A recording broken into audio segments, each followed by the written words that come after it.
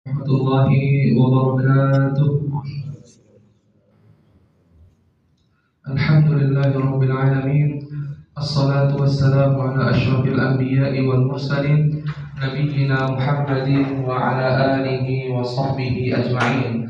Rabbi shrah li sadri wa yassir li amri wahlul 'uqdatam min lisani yafqahu qawli. Subhanaka la ilma lana illa ma 'allamtana innaka antal alimul hakim. Alhamdulillah, segala puji bagi Allah Subhanahu wa taala yang telah memberikan kepada kita banyak sekali kenikmatan, wabil khusus nikmatus sihhah wal farad, yakni nikmat sehat dan nikmat waktu luang, sehingga Allah taala mengizinkan kita untuk melaksanakan salah satu perintahnya, yaitu salat subuh secara berjamaah. Salawat dan salam kita sampaikan kepada manusia terbaik, hamba dan utusan terakhir, penutup para nabi dan rasul, yaitu Nabi Muhammad sallallahu alaihi wasallam beserta para keluarganya, para sahabatnya, para tabi'in, atba'ut tabi'in, serta umat yang senantiasa istiqamah menjalankan sunnah beliau hingga akhir zaman. Bapak-bapak jamaah yang dirahmati oleh Allah Subhanahu wa taala, di kesempatan kultum kali ini kita akan membahas kitab Jami'ul Ulum wal Hikam, yang mana kitab ini adalah karyanya Imam Ibnu Rajab Al-Hambali, yaitu syarah daripada hadis Arba'in An-Nawawiyah yang ditambah menjadi 50 hadis. Dan kita masuk ke dalam hadis ke-48 tentang an-nifaq, yaitu sifat munafik. Qala al-musannif rahimahullahu ta'ala rahmatan wasi'ah. Hadis ke-48 tentang an-nifaq. An Abdullah bin Amr radhiyallahu anhuma, dari an Nabi sallallahu alaihi wasallam qala arba'un man kunna fihi kana munafiqan wa man kanat khaslatun minhunna fihi kanat fihi khaslatun minan nifaq hatta yada'aha man idza haddatha kadaba wa idza wa'ada akhlafa wa idza khasama fajara wa idza 'ahada ghadara. Rawahu Al-Bukhari wa Muslim. Dari sahabat Abdullah bin Amr radhiyallahu anhuma, semoga Allah meridhai keduanya, dari Nabi sallallahu alaihi wasallam, beliau bersabda, terdapat 4 tanda, yaitu barang siapa yang keempat tanda tersebut ada pada diri seseorang, maka bisa jadi dia terjatuh ke dalam sifat orang-orang munafik.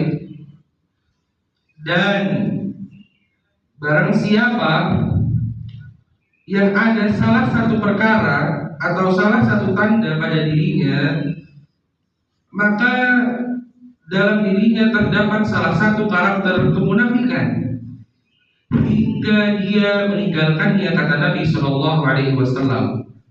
Apa saja?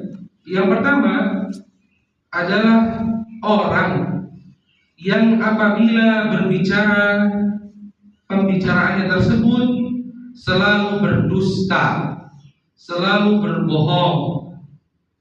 Dan kaum muslimin hendaklah menjauhi yang namanya kebohongan, kedustaan.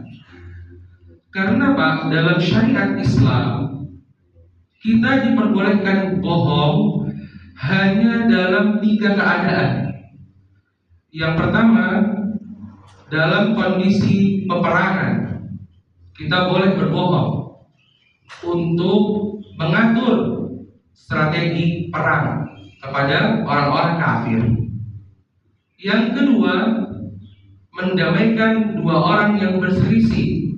Contoh, ketika ada saudara kita sedang tidak tegur sapa, kita berkata kepada salah satunya, "Hei, Ketahuilah bahwa dia itu memujimu loh. Dia sudah meminta maaf, akan tetapi dia belum mampu untuk bertemu denganmu. Maka hal ini diperbolehkan dalam syariat Islam. Dan yang ketiga, dalam perkara rumah tangga. Akan tetapi ini contohnya adalah misalkan istri bapak sedang memasak, akan tetapi rasa masakannya ini sedikit keasinan, maka kita boleh berbohong untuk menyenangkan hati seorang istri. Adapun di luar itu semua, maka haram hukumnya. Tidak diperbolehkan berbohong dalam Islam. Oleh karenanya kata Nabi, salah satu tanda orang munafik yang pertama adalah apabila ia berbicara, isi pembicaraannya tersebut mengandung kedustaan. Yang kedua, apabila ia berjanji, dia melanggarnya. Jadi orang munafik sifatnya yang kedua adalah apabila ia berjanji, maka ia melanggar perjanjian tersebut.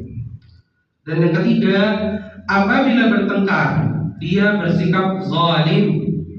Dan yang terakhir, apabila ia membuat perjanjian, maka ia berkhianat. Hadis ini diriwayatkan oleh Imam Bukhari dan Imam Muslim. Di dalam hadis yang lain, Nabi SAW juga bersabda tentang hal yang sama, yang mana hadis tersebut diriwayatkan oleh sahabat Abu Hurairah radhiyallahu taala anhu. Apa kata beliau?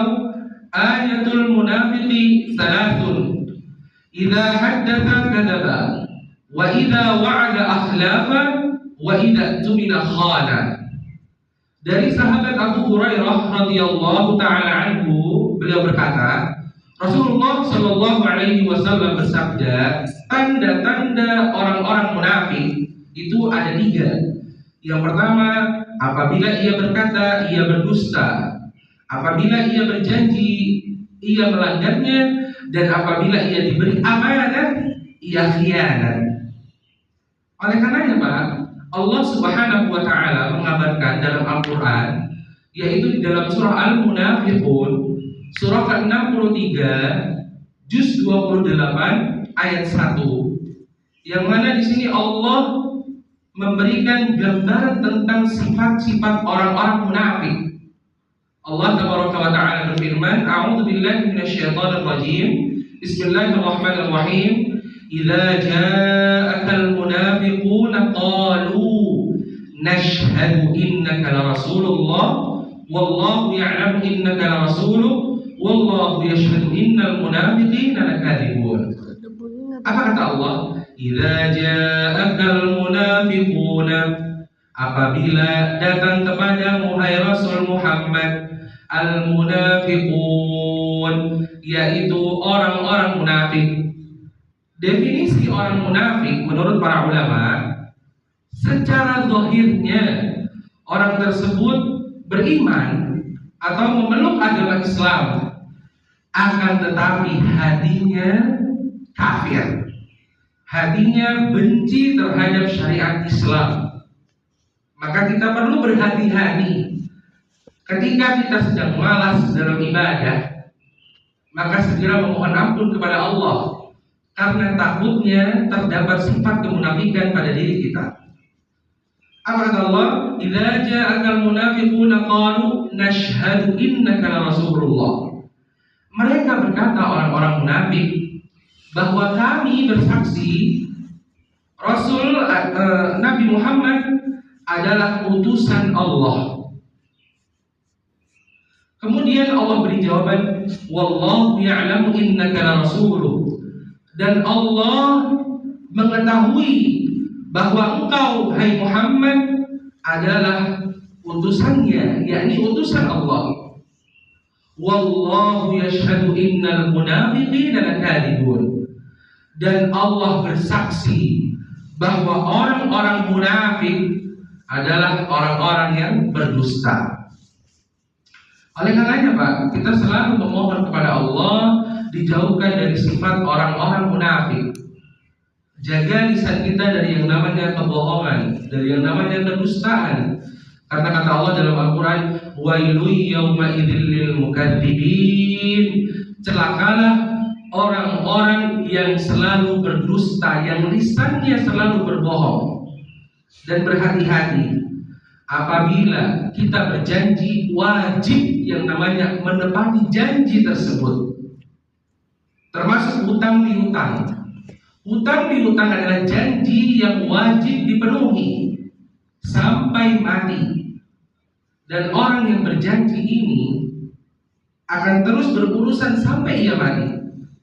Oleh karenanya Pak, ketika kita memiliki perjanjian dengan manusia, ini lebih sulit dibanding berjanji dengan Allah. Kalau berjanji dengan Allah kemudian kita melanggarnya, cukup dengan taubatan nasuha. Adapun janji dengan manusia wajib diselesaikan sebelum sakaratul maut, sebelum kita bertemu dengan kematian. Atau kalau tidak, kita akan berurusan sampai di akhirat. Bisa jadi amal kita diambil oleh orang tersebut, ataupun dosa kita, dosa dia diberikan kepada kita. Dan yang terakhir, apabila diberi amanah, maka jangan sampai kita berkhianat. Karena ketika seorang mukmin memberikan amanah kepada saudaranya, wajib untuk diterima amanah tersebut atau tidak berkhianat terhadap amanah tersebut. Semoga Allah Ta'ala melindungi kita dari sifat orang-orang munafik dan selalu membimbing di atas jalan yang lurus, as-siratal mustaqim, serta kita diberikan keistiqomahan di atas syariat agama ini. Aku qouli hadza wa astaghfirullah li wa lakum. Apabila terdapat kebenaran, itu datangnya dari Allah Jalla wa Ala, dan apabila terdapat kesalahan, itu dari kejahilan, dari kebodohan saya pribadi dan dari syaitan. Untuk kesempurnaan majelis, kita tutup dengan doa kafaratul majelis. Subhanakallahumma bihamdika asyhadu an la ilaha illa anta astaghfiruka wa atubu ilaik. Wassalamualaikum warahmatullahi wabarakatuh.